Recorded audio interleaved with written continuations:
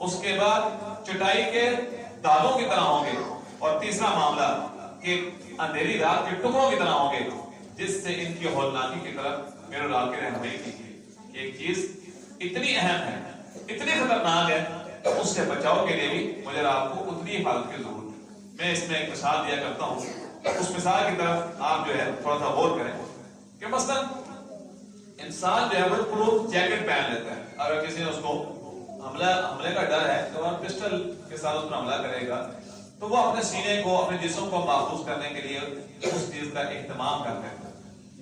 دوسرا یہ ہوتا ہے کہ وہ تو اس حوالے سے کام آ جائے گی جیکٹ، لیکن اگر کسی نے اس کو راکٹ مارنا ہے تو کیا وہ جیکٹ کام آ جائے گی؟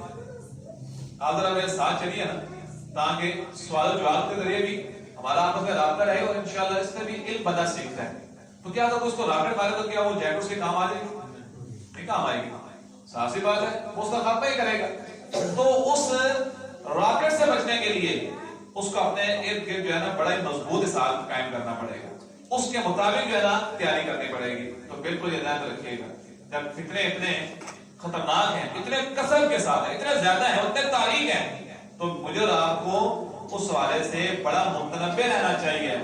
اور ایک بات ذہن میں خاص طور پر رکھیے گا، اللہ مجھے اور آپ کو اس سے محفوظ رکھے، کہ بعض دفعہ اس فطروں میں مبتلا ہو کر وہ لوگ جو اپنے آپ کو بڑا ہی صاحب ایمان سمجھتے ہیں، بڑا متقی سمجھتے ہیں، بڑا پرہیزگار سمجھتے ہیں، اللہ اپنی پناہ میں رکھے، معاملہ یہ ہوگا کہ ایسے فتنے مبتلا ہوں گے کہ کفر پر موت ہو جائے گی، فطرت اسلام پر موت نہیں ہوگی، دین پر موت نہیں ہوگی۔ اللہ کی اس چیز سے پناہ مانگی۔ میں آپ کو اس کی دلیل دیتا ہوں۔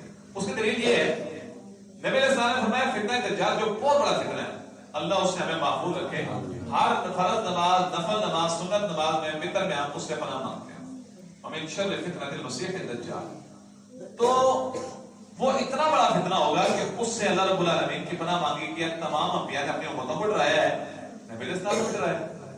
ہر نماز میں ہمیں اس سے بچنے کی توفیق اور جو ہے نا تلقین کی گئی، رغبت دلائی گئی۔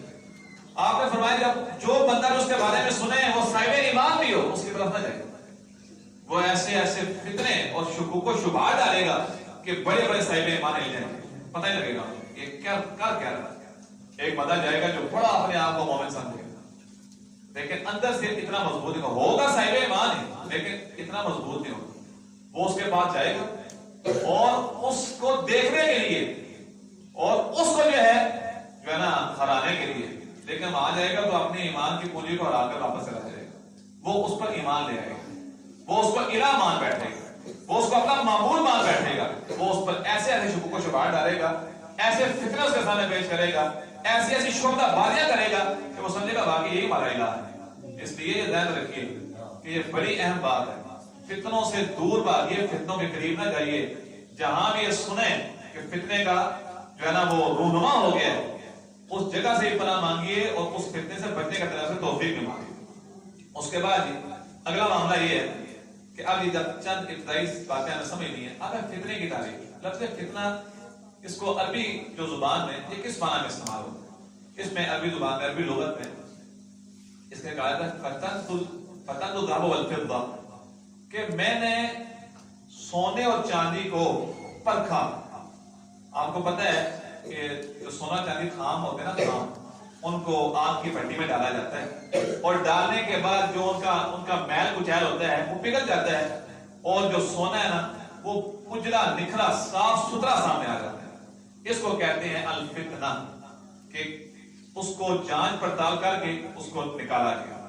بالکل ایسے ہی ہے کہ انسان جو ہے، انسان کہ ہر وہ معاملہ جس سے انسانی خیر اور شر کی حالت کا پتہ لگے کہ یہ انسان خیر پر ہے یا شر پہ ہے، اس کو پرکھا جائے گا، اس کو آزمایا جائے گا، اس کو جو ہے ہلایا جائے گا، پھر پتہ لگے گا کہ یہ بندہ مومن ہے یا کسی دوسرے راستے پر چاہتا ہے۔ رب العالمین کا ارشاد مبارک ہے، اعوذ باللہ من الشیطان الرجیم، بسم اللہ الرحمن الرحیم، الف لام میم، احسب الناس ان یترکوا ان یقولوا آمنا وهم لا یفتنون۔ کیا لوگوں نے، مسلمانوں نے، مومنوں نے یہ گمان کر لیا ہے کہ ان کو چھوڑ دیا جائے گا صرف یہ اس بات پر کہ وہ کہیں ہم ایمان لیں، ایمان لینے کے بعد مسئلہ ختم؟ نہیں، وهم لا یفتنون، اور کیا ان کو آزمایا نہیں جائے گا, ان کو فتنہ میں مبتلا نہیں کیا جائے گا؟ یہ آزمائش ضرور ہوگی, لیکن ایک بات اہم ہے, جس کا جتنا ایمان ہوگا اس کی اتنی آزمائش ہوگی. جس کا ایمان جتنا کمی اس پر آزمائش اور فتنہ بھی اتنا کمی ہوگا, تاکہ اس کے درجات بھی بلند ہوں اور اس کا ایمان بھی مزید نکھر جائے.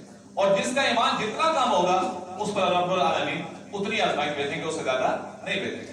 ایک حوالے سے یہ فتنے کی تعریف شرعی اور لغوی طور پر ہوگا. اس کے بعد کلام پاک میں لفظ جو فتنہ ہے نا, بہت سارے معنی میں استعمال ہوئے. ان میں سے چند معنی کہ شرک, اس کو بھی اللہ رب العالمین نے فتنہ قرار دیا. امتحان و آزمائش, اس کے بارے میں ابھی ہم بیان کر چکے ہیں. رب العالمین خود فرماتے ہیں کہ انما اموالکم و اولادکم فتنہ, تمہارے مال اور تمہاری اولاد تمہارے لیے کیا ہے؟ فتنہ ہے. اب اس فتنہ سے کیا مراد ہے, تھوڑا سا سمجھتے جائیں. مراد یہ نہیں ہے کہ یہ انسان کو عذاب میں مبتلا کرنے کا باعث ہے. مراد یہ ہے کہ انسان بعض دفعہ اپنے اہل و عیال